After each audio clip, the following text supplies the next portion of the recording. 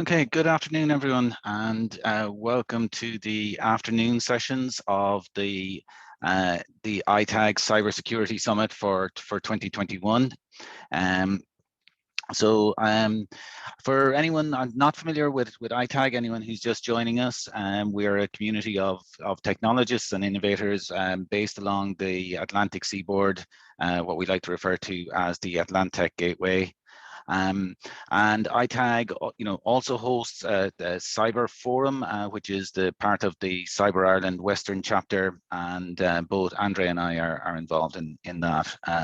My name is John Barry. I'm a security microarchitect, nominally based at Intel's research and development site in Shannon, and it's a great pleasure for me to be able to introduce today Andrea Manning, who is our speaker for this session. Andrea is the founder of Data Influence and CyberPie. CyberPie aims to educate and protect SMEs, microenterprises, and startups to mitigate cybersecurity risks. And over the last while, listening to Andrea, she has a really unique talent to distill down the kind of the complex worlds of cybersecurity and GDPR into simple, pragmatic, and really practical advice. In fact, I think I wish looking back on it, I wish I could have met her about 15 years ago when I was part of a small startup. And, in particular, I wish I could have met her shortly before we arrived into work one Monday morning to discover that our Exchange server had been hacked and we were distributing spam to halfway around the world. And at the time, I suppose, like many small businesses, we were kind of surviving really with minimal investment of either time or money in our IT infrastructure. We didn't really have any kind of dedicated IT experts in the team, and we're kind of patching together a variety of secondhand equipment. And really our kind of cybersecurity strategy was kind of based on the principle of Asher, who'd want to hack into us anyway, because the assumption was that they were bigger and more lucrative fish in the sea. But like happened to many companies, we were kind of a soft target, and when things went wrong, we didn't really have a plan for dealing with the consequences of that, and we were left really trying to scramble in a very kind of hurried and rushed manner. So in this session, Andrea will introduce you to some practical guidance around kind of minimizing cyber risks in a small business and creating that kind of what if plan for in case problems arise. Just before we start, a few quick logistical items. We'd love you to get involved. So if you have any questions or comments during the presentation, please pop them in the chat and we'll try and go through as many of them as possible with Andrea at towards the end of the session. Or feel free to reach out to myself or Andrea afterwards. You can connect via ITAG or Cyber Ireland. And, if you'd like to get involved with the ITAG Cyber Forum, we're always welcoming new talent and new capabilities. So, please do reach out and feel free to get involved. So without further ado, I'll hand you over to Andrea and we'll discover how to build that what if plan. Andrea, take it away. Thank you, John, and hello, everyone. So we've had so many talks this morning and they're so interesting. And what I always find about cybersecurity, it sounds really exciting and really cool, but it's like saying I work in finance. There are so many different areas of cybersecurity. So, just on the panel earlier with people talking about diversity and getting more people into cybersecurity, I hope today also gives people a flavor of the different areas they can go in. And certainly for me, the area was education, just to simplify it and to demystify it. And very much my area was the small business, because that's the world that I'd come from and that's the world that I understood. So I'm just going to share my screen and get us started.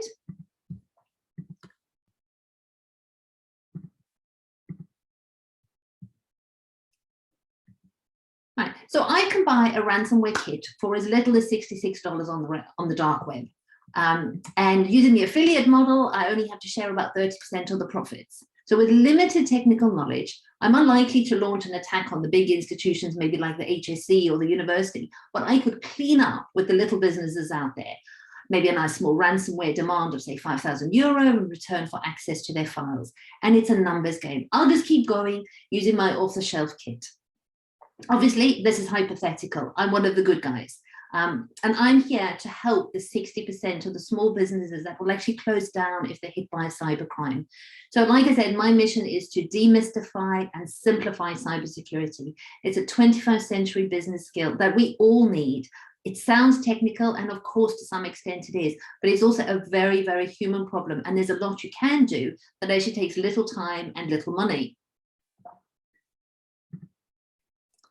So when it comes to small businesses who may not have dedicated IT support, they've got limited resources in terms of time, money, and certainly know-how. So cybersecurity just gets pushed down the list of priorities. And a lot of this is down to the psychology of fear. If we fear the problem is too big to solve, or that we don't have the means to solve it ourselves, or we don't know where to begin, or like the dentist, we're fearful of the cost, we push it to the back of our minds, or we just delay starting it because it's too big. We also think, well, they're not going to come after my small business. I'm not juicy enough to be a target. And there's a real similarity between cybersecurity and climate change. Individually, we all know what we should be doing, turning off the lights and doing the small things. But sometimes it just feels like trying to empty a swimming pool with a teaspoon. So we convince ourselves one way or another to just not do something, but it gnaws away. Or we say next month, when I'm not so busy, or in the new year when I've taken on a new staff member. And overwhelm plays a huge, big role. I'm a researcher by nature. So if I'm looking at tackling a big project, both my brain and my computer will have 100 tabs open at any one time. And then I'm so overwhelmed, I actually don't know where to begin because I've got too much information. And I think, how do you choose a technical solution? As an SME, you're in the market for a family car, not the Rolls Royce. And so you're so concerned that you're going to be sold a solution that maybe has, too many features that you don't need. And then tech solutions, they're going to need implementing, and they're going to need maintaining, and, will it serve your purpose? So today I'm going to give you some tools and advice that you can put to use. Take away some of that overwhelm, some of that sense of futility, and replace it with peace of mind, or at least just stop your toes curling every time you hear about another cyber attack. So why do you need to do this? As business owners, we all rely on sales. To earn sales, especially if you've got an online business, your customers need to trust you. Your reputation is everything. You need to protect that. You need to protect your customer data. GDPR has made that a legal requirement. And now you have to demonstrate compliance when you secure new tenders or contracts or take out business insurances. And if you're hit by a cybercrime, that's going to have insurance implications on top of everything. So let's dispel some of the myths with numbers. The news is always about the big attacks, but there are just as many, if not more, small business cyber attacks that you don't see reported.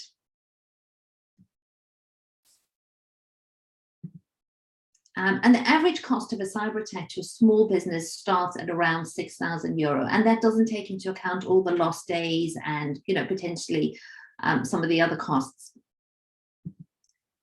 So let's take a quick look at the types of cybercrime. So ransomware is the big one, of course. This is where someone clicks on a link in an email, or there's a compromised password that gives access to your systems. So they get in, they encrypt your files, and you're met with that screen of death that says, pay us X amount of Bitcoin in return for your files. And if you've got cloud storage like Dropbox or OneDrive, and that's open and it's been syncing, those files can also be affected. And then there's double extortion. So this is where they say, well, pay us, and if you don't pay us, we're going to release your customer data or your maybe sensitive staff data onto the dark web. Which, if it's your customer data, this jeopardizes both your reputation and your relationship with your customers, and to say it's got GDPR implications. So how do these things happen? And there's numerous ways. So just some of them, one of the ways it could be they could gain access by an app like TeamViewer, if you don't have multi-factor authentication set up, or they can get in through apps and programs that you have installed that maybe have vulnerabilities and you didn't do the updates that had the fixes for those vulnerabilities. Or they can get in using stolen passwords and username combos gained, from maybe phishing, sending you an email, tricking you into clicking something and giving away your details. Another way is if you've stored login details in your browsers, those cookies are traded online and sold because they're highly valuable. That then lets them into other accounts. But most data breaches actually happen due to lapses by people or processes, not technology. And the thing is, we are all human. It's the equivalent of forgetting to lock the front door. Mistakes happen. We all have bad days. We're all multitasking. Other cyber crimes, they could include perhaps your website being taken over, especially if you have an e-commerce site, or losing access to your social media accounts. For many businesses, their Instagram account is now their customer database. That's where all their business comes from. And last week, or I think it was the week before now, the Facebook, WhatsApp, Instagram outage was a real wake-up call for small businesses, because they realized how reliant they were on these programs and apps, and the risk of having all your eggs in one basket. Another way, it could be a stolen mobile phone, or indeed it could be nothing from your side, but you might be using a program, maybe it's your accounting software or your HR program, and that might be attacked, and they can get into your system via that way. The SolarWinds supply chain attack was a perfect example of that, and that's where multiple small firms were compromised. So what can you do? In cybersecurity, there's a number of frameworks, and I've taken one and I've simplified it, because really as an SME, you kind of got the beer budget, but you might need to be doing the champagne cybersecurity. So protect, detect, and recover. Now, recover is often bundled in with respond. So respond and recover fall into one and the same. So on the protect side, what can you do? This is where you put things like password managers in place, you put that two-factor authentication in, you have your antivirus, but education is one of your best defenses. The biggest cybersecurity threat is social engineering, where you're tricked into handing over your information. It's why they say that cybersecurity is a human problem and not a technology one. And your people, your team, the people around you, the people in your office, they're your first line of defense. And I think we also have to change the narrative. This can't begin and end with IT, because the gateway to most ransomware attacks is email, and we are all email users. It might be clicking a link, or I say it could be poor password management on your key accounts like email. If someone gets into your email, they can then see all your other accounts that you have, do a password reset request, and where do those things come through to? Your email. So if somebody was in your email account, they could literally take over everything. Now, there is tech to detect and protect, but education is where you close that gap that the tech doesn't cover. And when you educate your staff, the first thing you do is you have to take away the blame. We're all human. Believe me, I've had my bank account emptied. I have the worst password on my Netflix account because it's on my parents' TV and I can't get there to change it. But there's so much you can do. But when we tell our children we're not cross about the deed, we're cross with them about the cover-up, what you really want to get across to your team and the people you work with is that there is no blame, and that nobody, the sooner something's reported, even if it's just a suspicion that something's not right, the sooner that you can mitigate. And, if maybe you find out emails are being sent from your domain, or your computer's running slowly, or even just that feeling that like the website you just visited was a bit dodgy, rather check it out, rather get somebody to double check it for you, run a scan, ask somebody.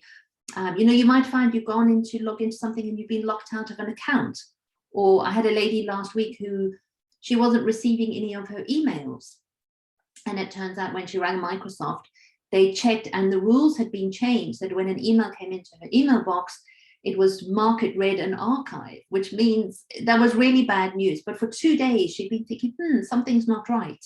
And definitely when it comes to lost or stolen devices, especially your phone, because it's not just your computer, with a lot of programs like Dropbox and Outlook, you actually have a remote wipe option. So when a phone or a device is stolen, the first thing you want to do is wipe the data off it. And when it comes to technical solutions, you've got antivirus and malware and email monitoring, but a password manager and multi-factor authentication are your must-haves. In this day and age, if you were to try and remember all your passwords, either you've got a very easy password, which is easy to remember, or you've got your go-to password that you just add numbers to it, or you're a member of Mensa. So the only way that you can actually manage passwords is by getting a password manager. People still use their company name in passwords, or their favorite football team. So they're easy to guess passwords. There's lists of passwords, the most popular passwords out there. And what they do is they just use automated programs to get into your accounts by guessing using these passwords. So they're not even hacking you. They're just really using your details to log in. So think of your business like your digital house, and all the time you're just putting in layers of security. You know, you have your front door, you have a lock, you have an alarm, you have a bolt on the side gate, you have a dog, whatever. No one thing will protect you, but the more layers you can put in, the harder it is to break in, the less of an attractive target you are. Because there's no one product that will save you. If there was, that person who had invented it will be cleaning up, and we wouldn't have ransomware attacks, and we wouldn't have all these things. So cybercrime is really sophisticated, and you know, just layer up. I think I always describe it like an onion. So I have to mention our old friend GDPR, everyone's favorite, but you can't protect what you don't know. So GDPR forces you to make that asset register that you've listed all your devices and the serial numbers, or to make a list of all your third-party providers. So you literally have a list of all your different apps that you use and who has access to them. And then if you're hit by a cyber attack, it's going to make it a lot easier to lock down. And if you are hit by a cybercrime and personal details are breached, you're going to need to report this to the Data Protection Commission. And it's going to be a lot less toe curling if you know that you've got your GDPR in some sort of order. So now you're probably all feeling overwhelmed, your toes are truly curled, and you're promising yourself, right, tomorrow I'm going to tackle cybersecurity. It's a bit like the diet starts Monday. It really does. Life will get in the way, and this will get pushed back. It's a big job, lots of money, time, blah, blah, blah, blah, blah. I know. So let me introduce you to my what if plan. And what we're going to do is we're going to reverse engineer your cybersecurity plan.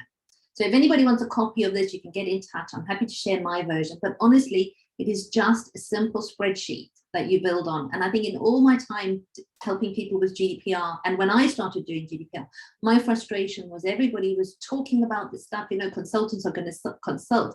And I was sitting there, well, you just tell me what to do. I really wanted somebody to say, here's the spreadsheet, here's the name of the columns. And nobody was giving out that very, very practical advice. So this is it. You know, and when the worst does happen, you want something that's been printed out, because don't forget, you can't access your computer. And you're going to have this blueprint that just tells you what to do in amongst the panic. Now, I mean, honestly, keep it simple, keep it high level. You don't have time to consult a 50-page policy style book. And you just put your columns in, or however you want to lay it out, and just start with the who, the what, the where, the how, and the when. So, you know, what information is stolen? Like, so who do you need to contact? You're going to need to contact your IT provider. It's a crime. You're going to need to contact the Garda and let them know. If you get a call on a Sunday night saying your website is sending out all sorts of spam to your customers, can you contact your web developer on a Sunday night? Do you even have his number? Do you even have a contract with him? So as you're writing all these things down and thinking about them, it's kind of prompting you to put things in place. You're going to need to contact your staff. Have you got a staff list? Remember, you can't get onto your computer perhaps. You might need to let your bank know. Certainly with the Data Protection Commission, if there has been a data breach, you need to report it within 72 hours. Now, in the midst of all of this, chances are you're probably going to forget, or you haven't decided whose job is that, who's going to take charge of that. You're going to need to let your insurers know, and you're going to need, this is where this is so good, because it's a real record of what you've done, how you did it, who did it, and so on. You might need to contact your PR person, and because you might have to publicize this and just let people know what's happened. And I would certainly want to identify now who you're going to call. What was that old thing? Who you're going to call Ghostbusters? Identify now who would be your cybersecurity expert that's going to help you with the cleanup. Because on the day, you want to have a number to call then and there. You don't want to start now trying to find somebody that, you wouldn't even know where to begin. And then you've got to kind of go, okay, well, what needs doing? So first thing is obviously to shut down, to isolate and contain. And then if you've got that third-party register of all your different apps and all your accounts, go through that step by step by step and change all the passwords and reset the accounts.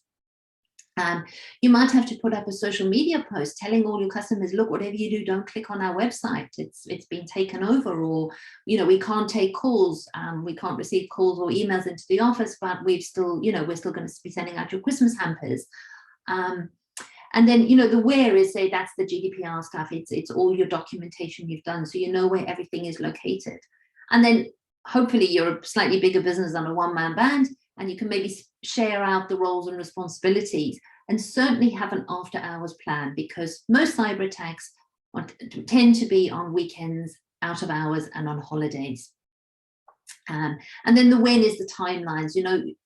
When are you going to do all these things? What's the first thing you need to do? What's the second thing you need to do? And the beauty of this plan is that as you're doing this, you're realizing where your risks are, where your holes are, and then you go, okay, well, I've only got limited resources, so how am I going to spend my time and my money? And you go, you know what, we don't even have a backup. So my first thing I'm going to do now is maybe contact a company that will do an online backup for me every night. Then at least when I'm going through this plan, I know I just call the guy who does the backups. So it's a real way of focusing and taking away that overwhelm. And you won't have a complete plan for some time. But honestly, if you just started today, just put the who in it and just maybe add your staff list. Because I know when there's been some ransomware attacks, they haven't actually been able to do the payroll because they have no access to anything. They don't know what to pay the staff. So then you'll go, okay, well, we really need to make payroll our priority, because obviously we can't not pay our staff. So this plan is just going to grow with you, and it's how you assess risk. So it would be remiss of me not to point you in the direction of some of the resources you can access, and there are so many. But I think it's a bit, we're very remiss when it comes to asking for help, and we don't always trust the help that's given to us. So the Data Protection Commission, they actually have a really, really good booklet that they put out, or publication, downloadable PDF, which is Cybersecurity for the Micro Enterprise. And it's well written, and it's actually broken down in really simple terms of what you can do. And it recognizes that the small business is quite distinct to a large business with a dedicated cybersecurity or IT department. If you want to start building on your GDPR and some of your policies and things, sans.org, you can go on there and you can download these sample policies, and you can just rewrite them simply for yourself. But just take them, don't be overwhelmed, just take them small.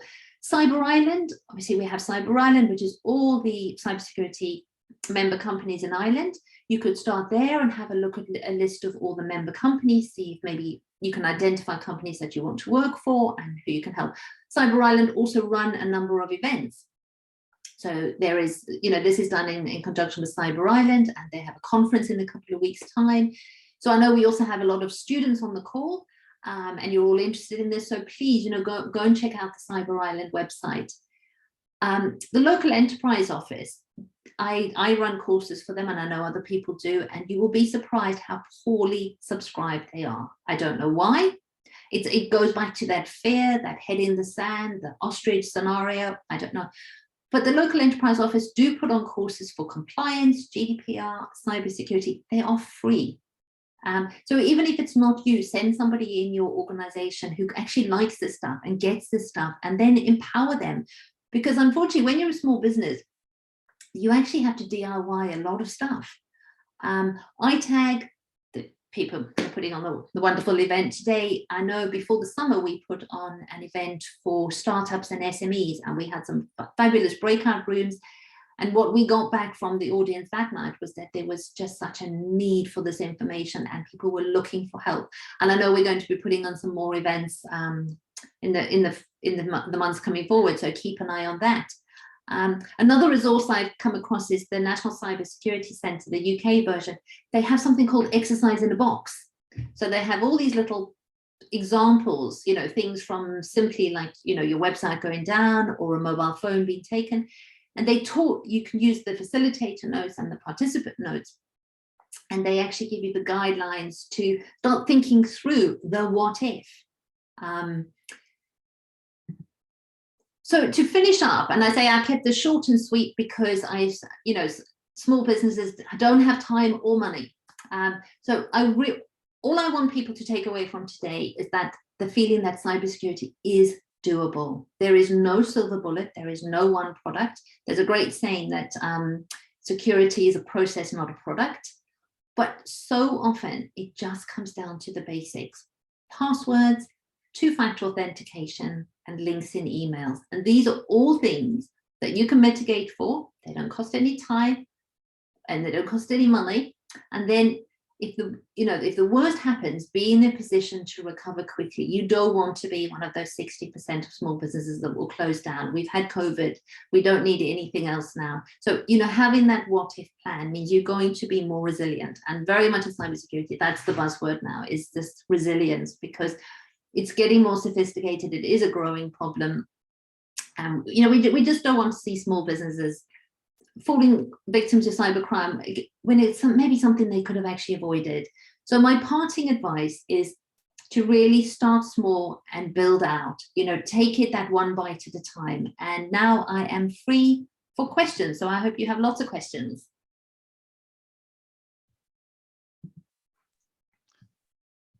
Thanks, Andrea. Thanks very much for that. That was very insightful, and I think a lot of really good experience there. So yeah, there's we've a number of questions here for you. I suppose the first one there is, so you mentioned kind of some of the training that you do. What type of training would you recommend that a small business should prioritize? That's a really good question. I think you have to get the basics. So to go through, I kind of have like it's an NCT. You take your car in and it's a 12-point plan, and you go through and you go, okay, well, how are you managing your emails? How are you managing your backups? How are you managing your website? You'll be surprised how many small businesses have a website. It got built and they don't know if there's security on it, whether the website is backed up, who manages it, who's responsible for updating it. So it is handy to have somebody take you through that sort of 12-point checklist. So I would start with that, start with the basics, and then say kind of go back to that what if plan and go, okay, there's all these things. Actually, we've got nothing done. What's the one place where the most vulnerable, or the one place where it would cause the most damage? And then just pick, one project to work on at a time. Yeah. Okay. That's really good advice. I guess a couple of more specific questions then as well. So for an e-commerce website, how does the host provider protect the website? Good question. I think probably depends on the model that's being used. There's probably a variety of different mechanisms, but yeah, I suppose. The recommendation would be to use the big platforms like Shopify and stuff, because you're buying their expertise, their security expertise. They have to protect their reputation. They're going to put the best in, so they can give you the best platform. But if you've got fluffy 123 or whatever your password is, the same as your Facebook page or the same as something else, you can have the best security in the world, but your password will let you in. Or you might have an employee that leaves, or a web developer that you fell out with that still has that password to your Shopify shop. But certainly go with the big platforms that come with security, that have that built in for you. Yeah, and I guess I suppose another element can be to look at the kind of certifications and so on that the hosting providers have. That there's there's a variety of different kind of certifications that can be attained by the hosting providers to demonstrate that their infrastructure is secure. But obviously that will only get you a certain amount of the distance. Yeah, there's also some you can have it can be built in some of your antivirus programs, that domain monitoring and making sure that your domain is renewed. A lot of people forget to renew their domain, or they don't know who's responsible for doing that. But checking that people aren't registering domains that have similar names to your business name. So if my business name is cyberpie.com, somebody might go out there and register cyberpies.com. and then take out adverts and direct everybody to their website and get them to enter their credit card. So, you know, there are things that you can buy that come with it. Yeah, you just got to be on the ball. I don't think you can get complacent, and it's never just a one and done job. Yeah, no, definitely. It's definitely sort of a multi-factored kind of approach. Anytime if you you know, if you have got an e-commerce website, you need to look at all the different elements to it and how all the components come together. Yeah, I mean, because I'm a GDPR queen, my first place I always go if I'm going to buy something or check somebody out is I go and check their privacy policy and if they have terms and conditions and a security policy, because they will actually say in there what they're doing and how they protect it. And if they've just got a copy and paste privacy policy that just refers to the Portuguese data protection law or something, you're like, okay, so you know, these guys don't take it seriously, even though they always begin it, we take your security and your privacy seriously. Yeah, yes, that's a good point. I guess another kind of specific one here, I'll try and summarize it, was Paul mentioned that he got a ransomware email which had, you know, a part of the password included. There's what would be kind of typical ways in which somebody might exfiltrate that type of information? You know, there's, even though they didn't have the full password, they had a number of characters within it. Yeah, so, you know, like I said before, it's not always your fault. You might have done nothing wrong, but just say you went, I know there was a big hack with British Airways years ago, so we'll use that one. So all your details would have been with British Airways. British Airways had a data breach. So your username and password is now in this data breach, which is floating around and is for sale. I can go and buy, I think, 1,000 username and password combos for about 97 cents. So I have your username and password. And most people, I think what did the stat says, at least 30–40% of people, we use username and passwords. So the email you received was somebody who has bought your username and password somewhere along the line, and now they're telling you that they have your username and password for this account. So chances are you might have used that over 2 different accounts. You know, don't fall for it. Like there was the one, you know, a couple of years back, there was the one, I've seen you on video, I've seen you doing this. It's called scareware. The best advice, if you do feel that sort of scaring thing, that's a real red flag that this is a phishing email. You can always go on to haveibeenpwned.com and you will see if your details have been involved in a data breach. And, you know, don't panic if your details are there, because chances are they probably are. The only time you need to worry is if you are still using that same username and password combo.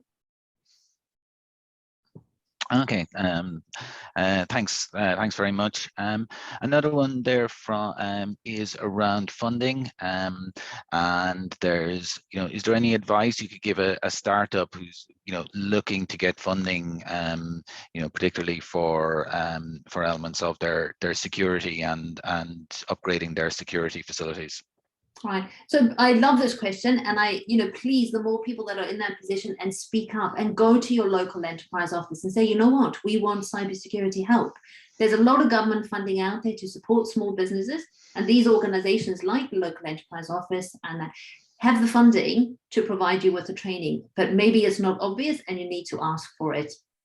But it is there, and I say certainly, you know, through Cyber Island and through the ITAG forum, we've recognized that startups hugely need help with their cybersecurity. So while we can't give them the money, we can certainly give them the know-how.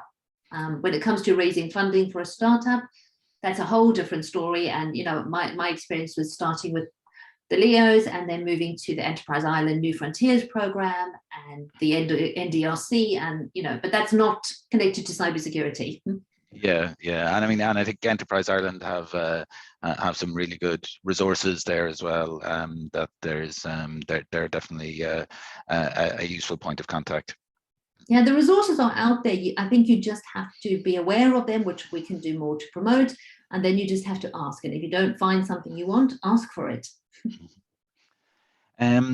There's another topic you touched on a couple of times is, you know, your insurers and notifying your insurers. I suppose somewhat it has been controversial at times in the recent past is around specific insurance around cybersecurity risk. There's is that something that small businesses should be considering?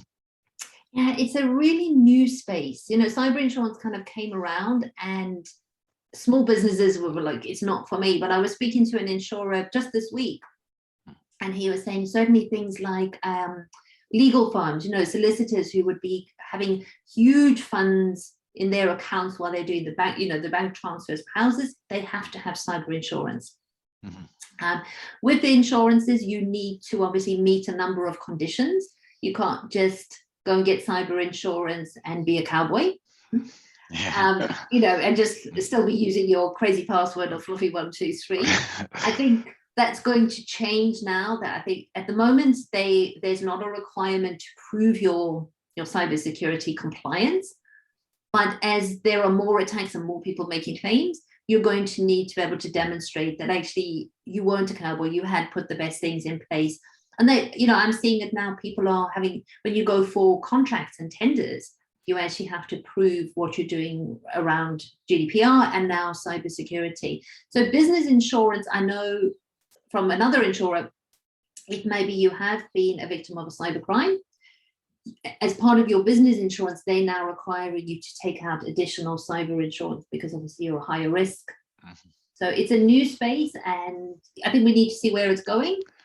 Yeah, it'd be interesting to see how it evolves. It's kind of something that's definitely in its infancy, but it'll be an interesting journey to see how it evolves, both practically and from a regulation perspective and things like that. That's the thing, and like all things, you've got to be aware of the snake oil salesman. Don't just buy the cyber insurance because they told you. Go and find out what it actually covers, because you might find you took it out, but it doesn't cover you for half the things that you needed it to cover you for. So, yeah, I would, watch the space. Another topic you touched on a couple of times is around GDPR, and I guess there's it's an area where I think where there's a lot of kind of myths, and it's used as an excuse. There's a lot of kind of strange practices that are hidden behind GDPR rationale. There's for a small business that's kind of that's looking to build up. There's, how do they differentiate between some of the myths and realities around what they do and they don't have to do in terms of GDPR? That's exactly the same thing, is that break it down, because it's one regulation whether you are Facebook or you are a 5-person marketing agency. Break it down, almost that same spreadsheet, do some of the basics, because GDPR is actually a positive thing. It's, for me, if you do good GDPR, it means you're thinking about your data, you're securing it, and you're building trust with your customers. And then they're going to buy from you. And the more they buy from you, the more successful you are, the more money you've got in your bank, the better your life is. So kind of put some of the scaremongering, put the fines, put all of that kind of snake oil stuff as well to one side, and just do the basics, like protect your data, which is having a contract with your web developer. It is managing your passwords. It's taking passwords, changing passwords when people leave the company, So GDPR is really just helping. It's giving you some structure so as you do what's right, and which will ultimately protect you. That's really good advice. I think that, and that's a good way of summarizing it. I think there's sometimes it's, overall, I think it's probably a positive development, and it's kind of seems to be kind of spreading now beyond Europe. So there's it's no longer just a European issue. It's something that is becoming a similar issue in a lot of other territories at the moment as well. And there's a real crossover. The DP in GDPR is data protection. How do you protect the data? With cybersecurity, that. Yeah. Yes. You can't see them as separate things anymore. Mm-hmm. Another question here is, what would, from your experience, what do you see as the most common security issue that is afflicting small businesses in Ireland? email, isn't it? It's you know, it's the rise in scams and phishing.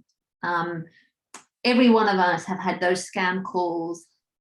You know, we know that when COVID hit, the rise in the number of domains that were registered that had COVID, corona, vaccine, all that in the domain name. And that's all social engineering. You know, a lot of that is tricking us into handing over our details. We're not doing it's got nothing to do with the tech. And so that is, you know, and I say that the antivirus isn't going to protect you. There's a whole bunch of tech that's not going to protect you when you are just tricked into clicking on an email or clicking on a link because you're busy or you're expecting a parcel from DHL. So that is the biggest problem, is the rise in scams and social engineering. And we're still reliant on email, and email is always going to be, you know, email's like an open book. Yes, indeed. So, so one, I suppose, one last question then. There's is probably, you know, kind of, I guess, summarizes a lot of the things we've discussed here. Is you know, what would be the one thing that you would recommend to a company that they would do, you know, if they have kind of limited budget, limited resources, and they, you know, they're looking to sort of improve their, you know, their risk position in terms of cybersecurity? Okay, well, on the human front, it has to be education. You can never do enough security awareness training. It's not a once-a-year job that you just tick a box. It's not sitting somebody in a dark room with a video for an hour and then making them sign a form. It should be little and often. It should be engaging. You know, cybersecurity, we have the best stories. We are never short of stories. And that's how you learn. Stories are 22% more memorable than facts. So tell the stories, look what's happening in the news, share it in the organization. Most companies will have somebody who, I say, just loves this stuff. Make them your cybersecurity champion, let them help with the education. And a lot of the education is free, as I even go on. There's so many resources online, especially this month with Cybersecurity Awareness Month. You know, you just have to put into Google cybersecurity awareness training, and there is a wealth of free resources. So education, education, education. If you're going to spend a little bit of money and you want some tech, a password manager, because none of us, if we're really honest, could remember, I think on average, we have at least 50 passwords. And if they're going to be good, secure passwords, there is no way that we can actually remember them. And then you've got to kind of have them on your phone and on your device. So a password manager takes all that away from you. It suggests strong passwords. All you have to remember is a password to your password manager. And if your password, if maybe you use a website that's become compromised, you'll get an alert saying change your password manager. Even down to the fact that if somebody were to visit your office or your home, you're not giving them the Wi-Fi password, you're actually just giving them an access token. So it is the most secure thing you can do. They work, there's a little bit of faff in maybe setting it up, but once it's working, for I think €2-3 a month, you have something that is just going to be your best security. So invest in a password manager for yourself and for your team. And don't say this is your work password manager. You know, a lot of the big ones, like I know Dashlane for sure, you have two vaults. One is your work passwords and one is your personal passwords.